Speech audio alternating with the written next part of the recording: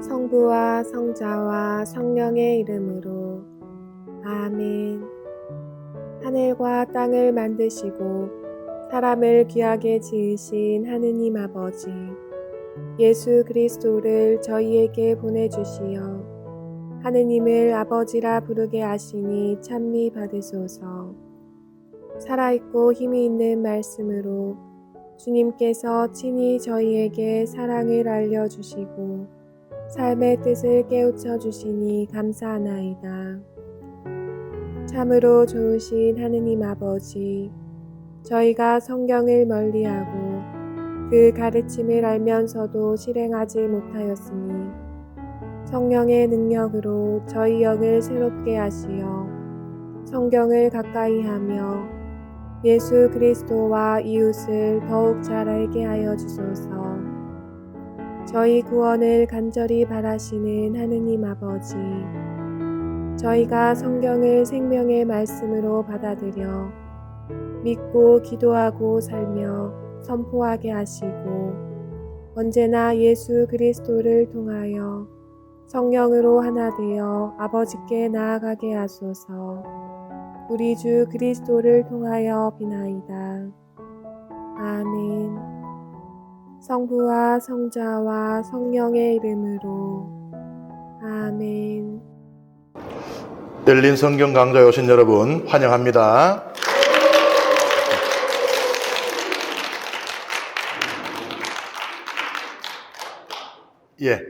이제 이집트를 떠나온 이스라엘 백성이 드디어 하나님께서 주시는 이 가나안 땅에 들어가기 직전까지 왔습니다. 그런데 이 들어가기 전에 미리 영토를 분배를 해요. 들어가서 뭐 우왕좌왕하고 혼란스러우면 안 될 거 아닙니까? 그러니까 미리 말하자면 가서 이제 정착할 곳을 다 이렇게 나눠주는 것입니다. 땅 분배에 관한 성경 구절을 함께 읽습니다. 주님께서 모세에게 이르셨다. 이들에게 사람 수에 따라 땅을 상속재산으로 나누어 주어라. 수가 많은 지파에게는 상속재산을 많이 주고 수가 적은 지파에게는 상속재산을 적게 주어야 한다. 각 지파에게 사회를 받은 이들의 수에 따라 상속재산을 주어야 한다. 그러나 제비를 뽑아 땅을 나누어야 하고 조상 대대로 내려온 지파 이름에 따라 상속재산을 받게 해야 한다. 수가 많은 지파와 적은 지파 사이에서 제비를 뽑아 그 결과에 따라 상속재산을 나누어 가져야 한다. 여기서 중요한 게요, 땅이 상속재산이에요. 그러니까 땅은 하나님의 것입니다. 인간의 것이 아니에요. 하느님께서 쓰라고 주시는 거지 인간이 마음대로 처분할 수 있는 게 아니에요. 말하자면 소유권이 하나님께 있습니다. 인간은 땅을 사용할 수 있는 권리만 있는 것이에요. 그래서 뭐 우리 가문에 있는 땅을 내다 팔거나 또는 다른 가문에 있는 땅을 사들이거나 해서는 안 되고 대대로 물려야 하는 상속재산입니다. 영토 분배를 이렇게 그림으로 보면 이래요. 이제 뭐 영어로 이렇게 표기가 되어 있는데요. 각 지파들, 인구가 많은 지파는 아무래도 큰 땅을 가지는 게 맞죠. 인구가 적은 지파는 작은 땅을 가지는 게 맞죠.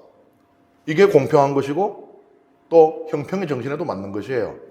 그리고 이것은 정의롭기도 합니다. 왜냐하면 지난 강의에 제가 말씀드렸지만 두 번의 인구조사에서 인구가 줄고 늘고 하는 그 요인이 뭐라 그랬습니까? 그들이 하느님의 그 말씀에 충실했느냐? 하느님의 뜻을 충실히 따랐느냐? 아니면은 하느님을 배반했느냐?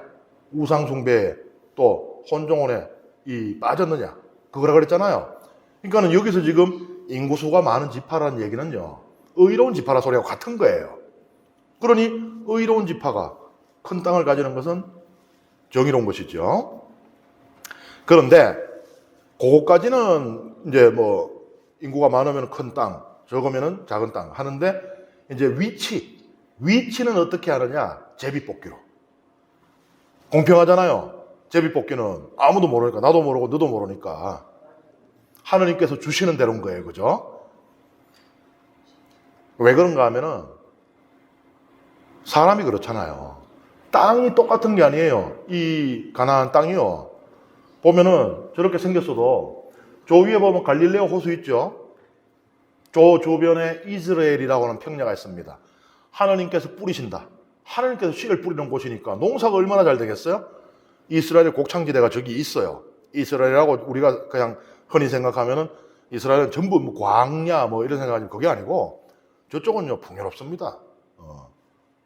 그런데 이 밑에 광야 쪽으로 내려오면은 정말로 저기는 뭐 비 내리면은 조금 풀 좀 자랐다가 비 안 내리면 그냥 이 사막화 되어버리고 막 이런 곳이에요. 강수량도 우리나라보다도 훨씬 적습니다.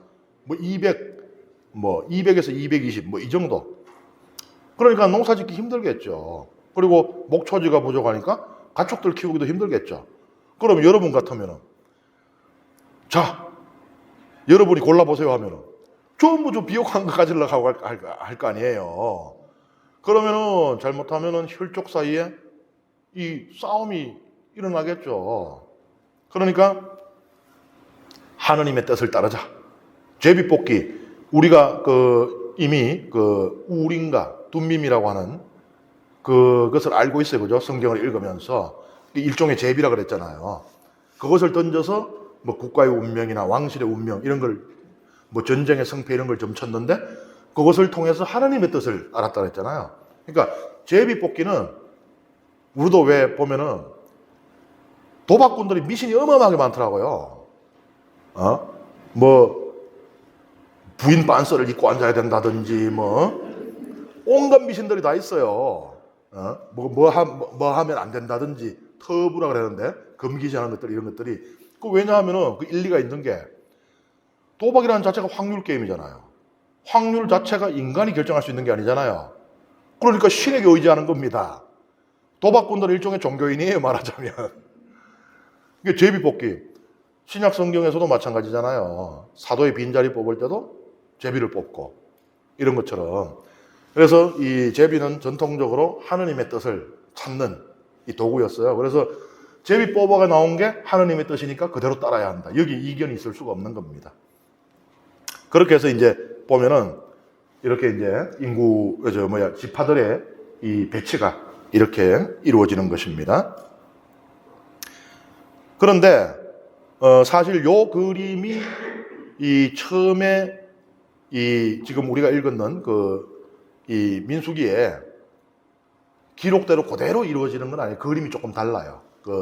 아주 섬세한 분들은 이미 눈치채셨겠지만 요거는요 지금 민수기의 그림이 아니고 나중에 가나안 땅에 정착한 뒤 그러니까 뭐 여호수아기 기록에 따라서 작성한 그 지도예요. 그러니까 여호수아서의 전성하고 지금 민수기의 전성이 다른 거예요. 제가 항상 말씀드리잖아요. 모세오경엔 여러 개의 전성이 들어와 있다고 그랬잖아요. 그러니까 민수기에 우리가 들은 거하고 여호수아기의 기록하고는 요건 여호수아기의 기록인데 그림이 좀 다릅니다.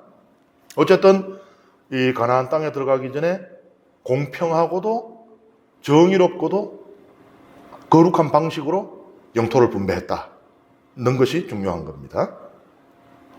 그 다음에 레위인들은 항상 따로 인구 조사를 합니다. 그러니까 레위 지파는 뭐 영토 분배에서도 빠지지만은 그냥 뭇 지파들 가운데 하나가 아니라는 거예요. 그러니까 사제들을 이렇게 중요하게 봐요. 그러니까 사제계 문헌의 특징입니다. 여러 전성들 가운데 야훼계 전성, 엘로힘계 전성, 신명기계 전성, 사제계 전성 이렇게 있는데 사제계 문헌에서는 당연히 사제들에게 큰 비중을 둡니다. 그래서 레위 지파는 따로 이렇게 봅니다. 함께 읽습니다. 시족에 따라 사열을 받은 레위인들은 이러하다. 게르손에게서 게르손 시족이, 그앗에게서 그앗 시족이, 머라리에게서 머라리 시족이 나왔다. 레위의 시족들은 이러하다. 리브니 시족, 헤브론 시족, 마흘리 시족, 무싯 시족, 코라 시족이다. 그앗은 아므람을 낳았다. 레위의 딸 요케벳인데 그는 이집트에서 레위가 낳은 딸이다. 요케벳은 아므람에게 아론과 모세 그리고 그의 누리 미르얌을 낳아주었다. 아론에게서는 나답, 아비후, 엘라자르, 이타마르가 태어났는데 나답과 아비후는 속된 불을 주님 앞에 바치다가 죽었다. 한 달 이상 된 남자로서 사열을 받은 이들은 모두 2만 3천 명이었다. 그들은 이스라엘 자손들 가운데에서 받을 상속 재산이 없었으므로 다른 이스라엘 자손들과 함께 사열을 받지 않았다. 2만 3천 명이라고 나와요. 그런데 첫 번째 인구조사 때는 얼마였냐? 2만 2천 명이에요. 소폭 증가, 1,000명 증가했어요. 큰 차이가 없습니다. 그러니까 레위 지파는 항상 항구하다. 이거는 앞에 지파들 보면 줄 없는 지파, 널 없는 지파 이렇게 막 널을 띠고 있잖아요. 그런데 레위 지파는 항상 항구하다. 그러니까 뭐예요? 사자들에게 굉장히 우호적인 겁니다. 그리고 여기 보면은 이제 우리가 탈출기 읽을 때 보면은 그냥 모세 부모님이 누군지 모르잖아요, 그죠? 모르고 시작해요. 그냥 모세가 등장을 하고 부모가 있는 거예요. 근데 여기 보면은 이제 모세의 족보가 나오잖아요. 레위의 딸 요케벳. 요케벳이 모세의 어머니다. 이렇게 나오고 있죠. 그 다음에 이 인구조사에 이제 결론을 맺습니다. 함께 읽습니다. 모세와 엘라자르 사제가 사열한 이들이다. 모세와 엘라자르는 예리코 앞에 요르단 건너편 모압 벌판에서 이스라엘 자손들을 사열하였다. 이들 가운데서 모세와 아론이 시나이 광야에서 이스라엘 자손들을 사열할 때 그 사열을 받은 사람은 하나도 없었다. 주님께서 그들을 두고 그들은 반드시 광야에서 죽을 것이다 하고 말씀하셨기 때문이다. 그들 가운데 여푼네 아들 칼렙과 눈의 아들 여호수아 말고는 한 사람도 남지 않았다. 여기서 강조하고 있죠. 첫 번째 인구 조사를 했던 이스라엘 백성 가운데 칼렙하고 여호수아 빼고는 다 죽었다라고. 하나님께서 말씀하신 대로 그대로 이루어졌다라고. 그래서 믿음이 없는 세대가 사라졌다. 새 시대가 열렸다라고 이야기를 하고 있습니다. 그러니 사실 이 말씀은 오늘날 우리도 새겨들어야 될 말씀이에요. 믿음이 없이 낙원에 들 수 없다는 겁니다. 믿음이 없이 하늘나라에 들어갈 수가 없다는 거예요. 생각해보면 참 안타깝기도 해요. 그 광야에서 그렇게 쓸쓸히 또는 좌절하면서 죽어간 그들도 이집트에서 목숨 걸고 탈출한 이들입니다. 하느님께서 주시는 그 복된 낙원에 들어가 보겠다고 그 목숨 걸고 그렇게 탈출한 사람들이에요. 그런데 가나안에 들어가지 못하고 다 죽었어요. 안타깝죠? 그런데 한편으로 이런 생각도 할 수 있습니다. 자신들이 죽어가면서 하나님께서 그랬잖아요. 믿음이 없는 너희 세대는 다 죽을 것이다 그랬잖아요. 그리고 자기가 죽잖아요. 뭐예요? 하나님의 말씀이 그대로 이루어지는 거 아닙니까? 그러면은 하나님의 또 다른 말씀이 있잖아요. 내 후손들, 우리 다음 세대는 반드시 약속의 땅에 들어가리라는 거 아니에요. 그러니 아마 그 광야에서 죽어가면서 온갖 생각 들겠죠. 이집트에서 종살이 하던 생각, 거기서 하나님의 놀라움을, 권능을 목격하고 하나님께 정말 한눈에 반했다. 하나님의 매력에 빠지고 그리고 목숨 걸고 그 이집트를 야반도에서 도망쳐 나오고 물이 갈라지는 놀라운 기적을 체험하면서 그 길을 나섰던 생각들, 중간중간에 있었던 수많은 사건들, 그리고 약속의 땅을 얼마 멀지 않은데 거기 들어가지 못하고 죽어야 되는 그 마음이 얼마나 참 쓰라리고 하겠지만, 그러면서도 나의 죽음으로써 하나님의 약속은 반드시 이루어진다는 것이 증명되었으니 내 후손들은 반드시 약속의 땅에 들어가리라. 어떻게 보면 안도하면서 숨을 거뒀을지도 모르겠습니다. 부모라면 그렇겠죠, 그죠? 나는 내 죄 때문에 낙원에 들지 못하지만 내 자식들은 들겠구나라는 그 희망으로 안도에 숨을 쉬면서 마지막 숨을 거뒀을지도 모릅니다. 그 다음에 딸의 유산 상속에 대한 규정이 있어요. 함께 읽겠습니다. 그때 젤로팟의 딸들이 앞으로 나왔다. 젤로팟은 요셉의 아들 므낫세 시족에 속한 사람으로 헤페르의 아들이고 길랏의 손자이며 마키르의 정손이고 므낫세의 현손이다. 그 딸들의 이름은 마흘라, 노아, 호글라, 밀카, 티르차이다. 그들은 만남의 천막 어귀에서 모세와 엘라자르 사제와 수장들과 온 공동체 앞에 서서 말하였다. 저희 아버지는 광야에서 돌아가셨습니다. 그분은 주님을 거슬러 모여든 물이 곧 코라의 무리 속에 끼지 않으셨습니다. 다만 당신의 죄로 돌아가셨을 따릅니다. 그런데 저희 아버지에게는 아들이 없습니다. 그러나 아들이 없다고 해서 저희 아버지의 이름이 당신 시족 가운데에서 없어졌어야 어찌 되겠습니까? 저희 아버지의 형제들과 더불어 저희에게도 소유지를 주십시오. 모세가 그들의 소송권을 주님 앞으로 가져가니 주님께서 모세에게 말씀하셨다. 젤로팟의 딸들이 하는 말이 옳다. 너는 그들 아버지의 형제들과 더불어 그들에게도 반드시 상속재산으로 소유지를 주어라. 그들 아버지의 상속재산이 그들에게 넘어가게 하여라. 그리고 너는 이스라엘 자손들에게 일러두어라. 누구든지 아들 없이 죽으면 그의 상속재산은 딸에게 넘어가게 하여라. 만일 딸이 없으면 그의 상속재산을 그의 형제들에게 주어라. 형제들도 없으면 그 상속재산을 그의 아버지 형제들에게 주어라. 그의 아버지에게 형제들이 없으면 그의 시족 가운데서 그에게 가장 가까운 친족에게 주어 그것을 소유하게 하여라. 이는 주님이 모세에게 명령한 대로 이스라엘 자손들이 지켜야 할 법 규정이 되어야 한다. 우리 옛날에 딸들이 유산을 받았나요? 옛날에도 받았어요? 우리 상당히 게임 민족이었어요. 예. 사실 고대 근동에서도요, 그 딸들이 유산을 상속받았어요.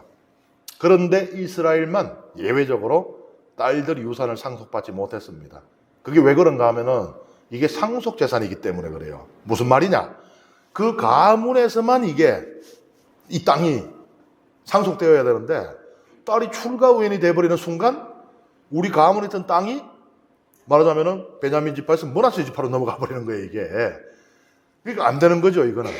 그래서 이스라엘이 뭐 오늘날과 비교하는 건 둘째 치더라도 고대 근동 다른 나라들보다도 더 남녀 차별적이고 더 지독했네? 그게 아니고 바로 이 땅 때문에 그런 거예요. 땅이 다른 가문에 넘어가는 것을 막기 위한 그런 조치였어요. 그렇다고 그러면은 딸내미 뭐 그냥 알몸으로 내쫓았냐, 그게 아니고 딸에게는 땅을 주지 않는 대신에 의복, 보석, 그리고 종 등을 줬던 겁니다. 그러니까 땅 빼고는 준 거예요. 그런데 아들이 없을 경우는 딸이 땅을 상속받았어요. 지금 규정이 바로 그겁니다. 그러니까 어차피 아들이 없으면은 지금 그 가문에 지금 그 땅을 상속받을 사람이 없는 거 아니에요, 그죠? 그런 경우는 굳이 남녀 차별을 해가지고 딸에게, 제가 그랬잖아요. 이 규정이 생겨난 여인, 딸에게는 상속하지 않는다는 것이 남녀 차별 때문이 아니고 땅의 이 상속, 땅의 유지 때문이라 그랬잖아요. 근데 어차피 지금 아들이 없으면 그게 안 되잖아요.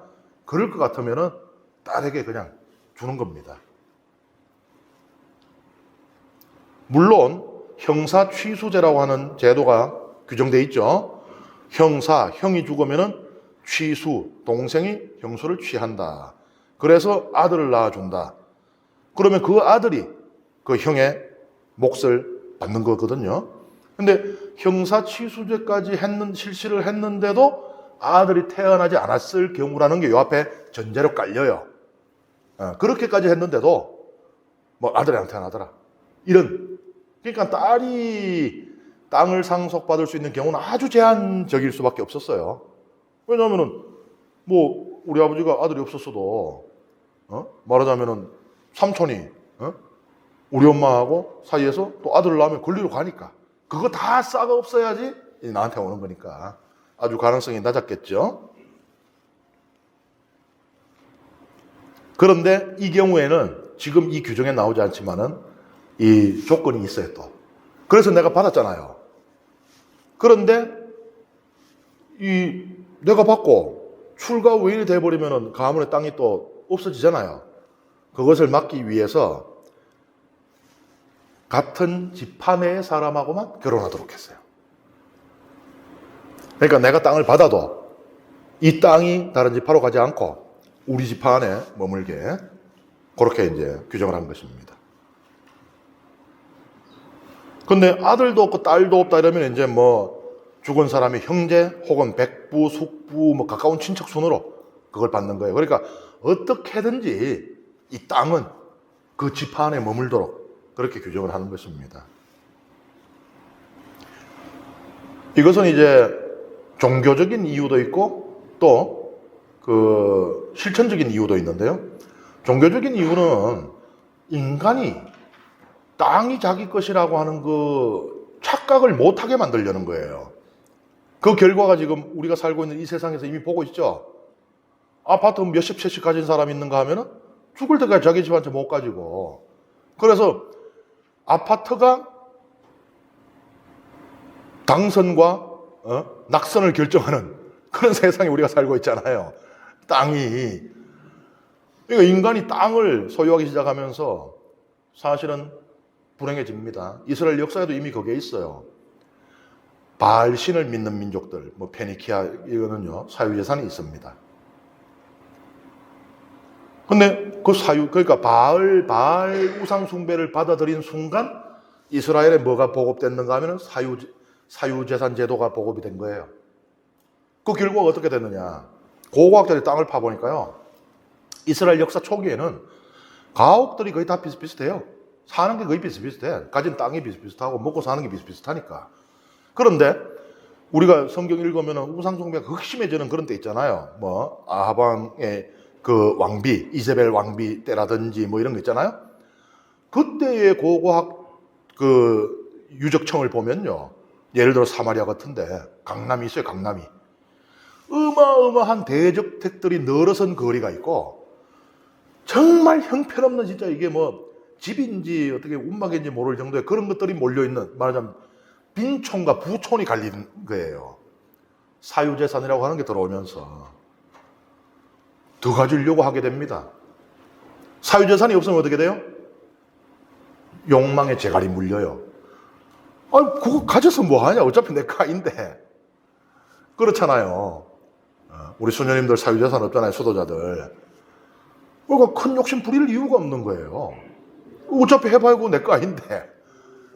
근데 사유재산이 생기는 순간 욕망이 걷잡을 수 없이 타오르기 시작합니다.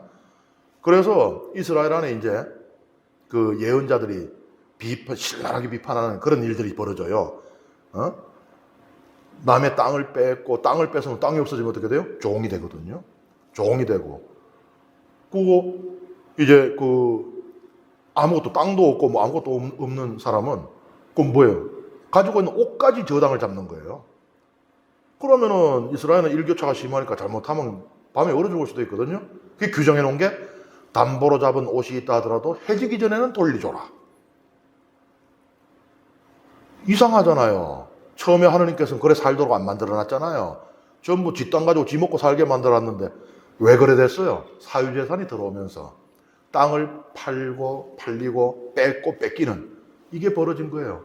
그리고 이제 배고픈 사람 굶어 죽는 사람들이 나오게 되는 게 그래갖고 사유재산을 가지고 이제 땅을 뺏고 막 사들이고 뭐 해가지고는 빚을 막 내놓고 고리대금을 해가 뺏고 하다 보니 어마어마하게 넓은 땅을 가졌잖아요. 그런데 그거 내가 다 밀농사 지어가지고 그거 뭐 하루에 한 10끼씩 먹어도 다 못 먹잖아요. 그러면은 그걸 해가지고 아이고 이만큼 농사 지었으니까 배고픈 백성에게 다 베풀어야 된다. 그러려고 그 독하게 그래 땅을 그래 모았겠어요? 아니죠. 내 먹을 거 요만큼 놔두고 나머지는 내가 요새 포도주 맛을 좀 알았는데 이러면서 이제 포도주 밭을 만들어 버리는 거예요. 이 먹을 수 있는 이 밀보리를 심어야 되는 땅에다가. 그리고 그때 고대 근동에서 인기 있는 무역품이 뭐 올리브 이런 거거든요. 올리브 밭을 만들어 버려요. 그리고 그걸 팔아제껴 가지고 외국에서부터 사치품, 세라믹 그러니까 이제 도자기 뭐 이런 것들, 그 다음에 이제 귀공 세공품, 귀금속 세공품 이런 것들 그런 걸 막 사들이는 거예요. 사치. 그럼 어떻게 돼요? 이스라엘에 땅이 이만큼 있고 이만큼의 밀도 자라고 보리도 자라야지 사람들 먹고 사는데 말하자면 곡물을 생산하는 토지가 이만큼 줄어들었어요. 그러면은 그 백성을 다 살릴 수 있는 곡물이 생산이 안 될 거 아니에요. 그럼 어떻게 해? 없는 사람은 굶어야 되는 거예요. 이렇게 되는 겁니다. 이 예언자들이 계속 그냥 비판을 하고 비난을 하고 심판을 이야기하고 하는 것들이 시작이 어디서 되느냐? 바알 숭배에서 시작이 되는데 바알 숭배와 함께 들어온 사유재산 제도가 이게 시작점에 있다는 거예요. 그러니 하나님께서는 그런 거 하지 말아라. 땅 믿을 거 아니다. 니들이 가지고 팔고 사고 할 수 있는 땅은 내 거다 내 거. 너들이 가진 유일한 권리는 사용하는 권리다. 너희들 살아가는 동안에 필요한 만큼 써라. 땅은 내 것이다. 그리고 성경은 또 뭐라 그래요? 땅을 마치 독립적인 어떤 인격체처럼 묘사를 해요. 땅은 네 마음대로 가질 수 있는 게 아니라는 겁니다. 니들이 역겨운 짓을 하고 죄를 지으면 땅이 너희를 토해내리라. 이스라엘 망하고 유배 가는 거를 그렇게 표현하잖아요. 땅이 토해냈다고 표현을 합니다. 그걸 어떻게 내가 소유할 수 없잖아요. 에? 내가 내 자녀 한 인격체인데 자녀를 내가 소유할 수 없잖아요. 땅을 그렇게 이야기를 하고 있는 겁니다.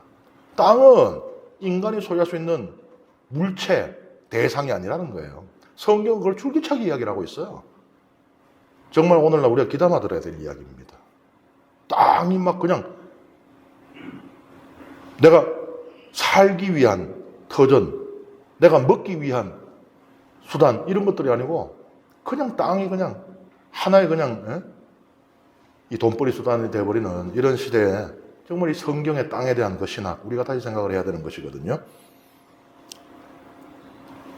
요게 이제 종교적인 이유이고요. 그 다음에 실천적인 이유이기도 합니다. 그 다음에 이제 이전 세대에서 살아남은 칼렙과 여호수아 두 사람이 있다고 그랬어요. 그 중에 여호수아가 이제 모세의 후계자가 되는 이야기입니다. 함께 읽겠습니다. 주님께서 모세에게 말씀하셨다. 너는 이 아바림 산으로 올라가 내가 이스라엘 자손들에게 준 땅을 바라보아라. 그 땅을 바라본 다음에는 너의 형 아론이 간 것처럼 너도 선조들 곁으로 가게 될 것이다. 이는 친광야에서 공동체가 시비를 걸어올 때 그들이 보는 앞에서 물로 나의 거룩함을 드러내라는 내 분부를 너희가 거역하였기 때문이다. 이 물은 친광야에 있는 무리밭 카데스의 물을 가리킨다. 모세가 주님께 아뢰었다. 모든 육체에게 영을 주시는 주 하나님께서는 이 공동체 위에 한 사람을 세우시기 바랍니다. 그들 앞에 서서 나가고 그들 앞에 서서 들어오는 사람, 그들을 데리고 나가고 그들을 데리고 들어오는 사람입니다. 그리하여 주님의 공동체가 목자 없는 양떼처럼 되지 않게 하시기를 바랍니다. 주님께서 모세에게 대답하셨다. 눈의 아들 여호수아를 데려오너라. 그는 영을 지닌 사람이다. 너는 그에게 내 손을 얹어라. 그리고 그를 엘라자르 사제와 온 공동체 앞에 세워 그들이 보는 앞에서 임명하여라. 너의 권위 가운데 일부를 그에게 주어 이스라엘 자손들의 온 공동체가 그에게 순종하게 하여라. 그러나 그는 엘라자르 사제 앞에 서야 한다. 그러면 엘라자르가 주님 앞에서 그에게 어떤 결정이 내려질지 우림으로 물어볼 것이다. 여호수아와 이스라엘의 모든 자손 곧 온 공동체는 그의 지시에 따라 나가고 그의 지시에 따라 들어와야 한다. 모세는 주님께서 명령하신 대로 하였다. 그는 여호수아를 데려다가 엘라자르 사제와 온 공동체 앞에 세웠다. 모세는 주님께서 자기를 통하여 이러신 대로 그에게 자기 손을 얹고 그를 임명하였다. 여기 보면은 아바림 산이라는 것이 나오죠. 이제 사실은 아바림은 산이라기보다는 산맥이에요. 산맥. 모압 평야에 있는 이 여러 산으로 구성된 이 산맥입니다. 요게 모압 영토의 경계예요. 그러니까 뭐 과거로부터 우리 전통이 그렇죠. 어떤 뭐 부족, 시족 혹은 뭐 국가 뭐 이런 이제 경계를 이루는 게 산 아니면은 강. 보통 그렇잖아요. 그죠? 이게 이제 아바림 산맥이 모압 영토의 이제 경계고, 여기에 뭐가 있는가 하면은 우리가 잘 알고 있는 느보산이 있습니다. 요게 이제 위에서 항공사진으로 촬영한 그 느보산이에요. 요게 해발 835m입니다. 느보산에 올라가 보신 분들은 아시겠지만 오른쪽에 있는 사진이 느보산 정상에서 찍은 사진이거든요. 저 앞에 보이는 거, 저게 어디냐? 저게 예리코예요, 예리코. 그러니까 느보산에서 내려와가지고 요르단 강을 넘으면은 예리코인 겁니다. 여기서 모세가 죽음을 맞이해요.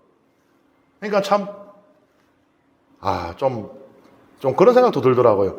아니, 그래, 모세를 하나님께서 데리고 가실 거면 좀 일찍 데리고 가시든지, 아니, 여기서 데리고 가시는 게 이게 또 무슨, 모세 진짜 이거 하나만 가지고 정말 그 인생을 다 걸고 신명을 다 했는데, 물론 모세가 죄를 지었죠. 교만의 죄를 지었죠. 하나님께서 자꾸 큰 권능을 행사하게 하시다 보니까 어느 순간 자기도 모르게 내가 능력이 있는가 보다 착각해가지고 하나님이 그냥 바위에서 물 나오도록 말을 해라 했는데, 백성에게 너희에게 물을 주려 하고는 지팡이로 톡톡 두드리는 그런 죄를 지었죠. 근데 그렇다고 해도 참 그동안 해온 일이 있는데 어떻게 이렇게 저 넘으면 예리콘데 여기서 하나님께서 데려가시는가 하는 그런 생각도 좀 해보긴 했습니다만은, 참 그래도 모세는 대단해요. 그래도 자기가 참 얼마나 그 마음이 억장이 무너질 텐데 그래도 백성을 먼저 걱정을 해요. 하나님, 저는 이제 제 죄 때문에, 뭐 다른 전성에 의하면 백성의 죄 때문에라고 하지만 제 죄 때문에 저는 하나님께서 약속하신 땅에 들어가지 못합니다. 하지만 하나님, 당신의 백성, 이 백성을 목자 없는 양떼로 두지 마십시오. 이들을 올바로 이끌 수 있는 훌륭한 목자를 세워주십시오. 저는 비록 실패했지만 정말 하나님의 뜻을 잘 받드는 훌륭한 목자를 세워주십시오라고 해요. 참 모세를 보면서 목자의 진정한 목자의 자세는 이런 것이어야 하는가 하지 않는가. 자기 자신보다도 양떼가 우선시되는, 백성이 더 중요한 그런 생각을 합니다. 여기 보면은 이제 그래서 하나님께서 여호수아를 선택을 하시는데요. 그는 영을 지닌 사람이다. 이게 무슨 말씀인가? 영이 없는 사람도 있나? 영이 없는 사람이 있어요? 영이 다 있는데 요거를 이제 우리가 어떻게 이해하면 되는가? 먼저 여기 보면은 모든 육체에게 영을 주시는 주 하나님, 요것을 모든 육체에 숨을 불어넣어 주시는 하나님으로 우리가 번역할 수가 있습니다. 태초에 하나님께서 마치 그 도공처럼 묘사되고 있어요. 그죠? 하나님께서 땅의 흙먼지로 인간을 빚어 만드신다. 성경은 그렇게 하늘을 마치 우리 이쪽에 문경 쪽에 왜 도가들 있잖아요. 그거 보면 이제 뭐 도예가들이 이렇게 빚어 만들잖아요. 뭐 하나님은 그렇게 이제 묘사를 하고 있는데, 그리고는 거기에 하나님께서 숨을 불어넣으시니 사람이 살게 된 것이죠. 히브리 말로 같아요. 루아흐. 여기에는 숨이라는 뜻도 있고 영이라는 뜻도 있습니다. 그러니까 둘 다 돼요. 영도 되고 숨도 됩니다.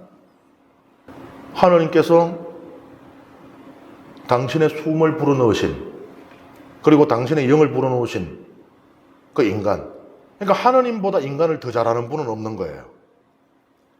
부모도 자녀를 다 모르잖아요. 부부도 서로를 다 모르잖아요. 하지만 하나님은 다 아시는 겁니다. 왜냐하면 하나님께서 그 숨을 불어넣으시고 영을 불어넣으셨으니 그 속까지 다 아시는 거예요. 그래서 하느님께서 알아서 뽑아주십시오 하는 겁니다. 그래서 뽑은 인물이 여호수아인데 여호수아는 영을 지닌 사람이다. 영을 지니지 않은 사람은 아무도 없잖아요. 여기서 이제 영이라는 것은 지도자의 영. 그러니까 우리가 왜 신약 성경을 읽으면 성령의 다양한 은사들을 하고 이렇게 나오잖아요. 그러니까 여기에도 영의 종류가 있는 겁니다. 지도자의 영. 그런데 이제 유다 전승 가운데 타르굼이라는 게 있어요. 타르굼은 이 히브리어로 쓰여진 이 성경을 나중에 이제 이스라엘 백성이 계속 남은 나라의 이제 식민지를 계속 해나가면서 자기들의 말을 잃어버려요. 그래서 대부분의 이 유다인들이 히브리어를 읽을 수가 없게 됩니다. 다시 말하자면 성경을 못 읽게 돼요. 그리고 어떻게 해요? 그들이 읽을 수 있는 언어, 고대 근동의 오늘날 영어와 같은 공용어로 쓰이던 아람어로 번역을 합니다. 그걸 타르굼이라고 해요. 타르굼의 종류가 있는데 그 중에 보면은 타르굼 온켈로스, 이 오경, 모세 오경을 이 아람어로 번역하고 그것을 이제 해석을 해놓은 것을 타르굼 온켈로스라고 하는데 거기에 보면은 이 영이 예언자의 영이다. 그러니까 여호수아를 예언자로 보는 겁니다. 유다 전승에서는 그렇게 돼 있어요. 그리고 뒤에 보면은 너의 권위 가운데 일부를 그에게 주어라고 모세에게 말씀을 하세요. 그건 뭐냐? 모세하고 여호수아의 권위에는 차이가 있다는 이야기예요.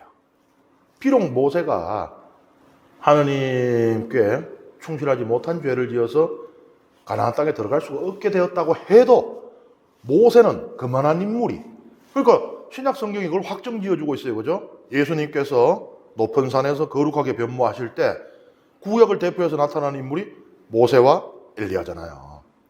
그러니까 모세와 같은 인물은, 그러니까 중국 사람들이 뭐 그런다 그랬던데, 공자 전에 공자 없고 공자 뒤에 공자 없다. 공자가 최고라 소리잖아요. 말하자면 우리 성경 그렇게 표현하자면은 모세 전에 모세 없고 모세 뒤에 모세 없다. 이렇게 말할 수가 있는 것입니다. 여기 보면 이제 우림이 나와요. 우림과 둠밈. 이 제비죠. 일종의 제비. 하느님의 뜻을 아는. 여기에 대해서 이제 좀 더 상세한 설명을 원하시면은, 이전에 제 강의, 탈출기 28장의 강의를 찾아서 한번 봐주시면은, 거기에는 좀 더 자세한 설명이 나와 있습니다. 그러니까 이제, 우림으로 묻는다는 거.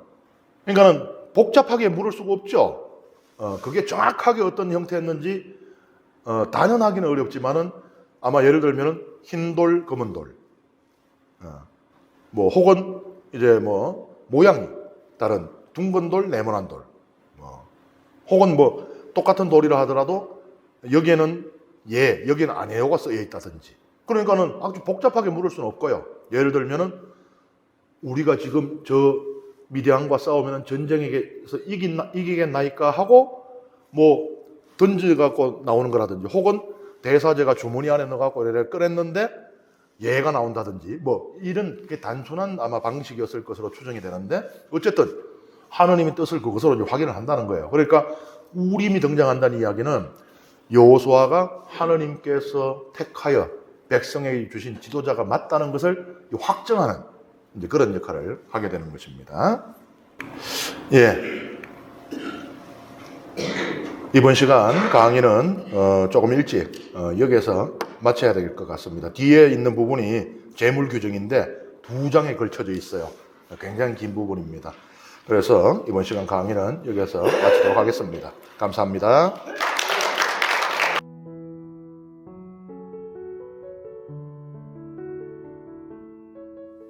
성부와 성자와 성령의 이름으로 아멘. 영광이 성부와 성자와 성령께 처음과 같이 이제와 항상 영원히 아멘. 성부와 성자와 성령의 이름으로 아멘.